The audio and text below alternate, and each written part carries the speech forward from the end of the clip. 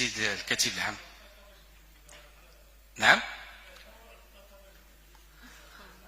احنا عندنا تاسطونس سيد الرئيس.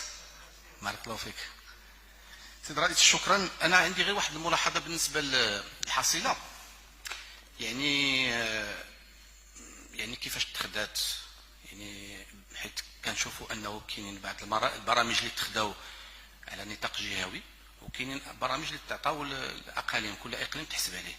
انا كنشوف السيد الرئيس وقيله الله اعلم في نظري انا ماشي معقول نهزوا الطريق الوطني رقم 9 والطريق الوطني رقم 10 اللي المساهمه ديالهم 60 مليون و50 مليون درهم وتحسبهم على ورزازات. يعني اليوم نديروا اون ديفياسيون، الناس تزاكوروا الناس تنغير ولا شنو؟ محسوبه السيد الرئيس هي في طابع جهوي. ثانيا بالنسبه للمدينه السينمائيه اللي حطيتيها في الخانه ديال ورزازات 80 مليون ديال الدرهم، انا كنعرف بانه 2024 ساهمنا ب 50 مليون درهم مزيان، ولكن واحد 30 مليون درهم ما بانت ليناش، وحتى ديك 50 مليون درهم اللي ما شفتش 30 مليون درهم دابا ما عرفتش واش كاين ولا ما كايناش نظرا للوضعيه الماليه الحاليه. ولهذا سيد الرئيس يعني الحصيله يجب اعاده النظر في تقديمها.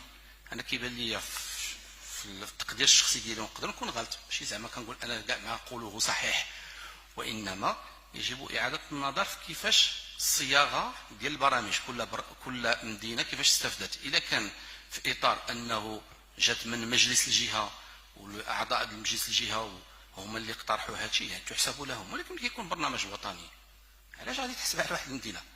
شكرا سيد الرئيس.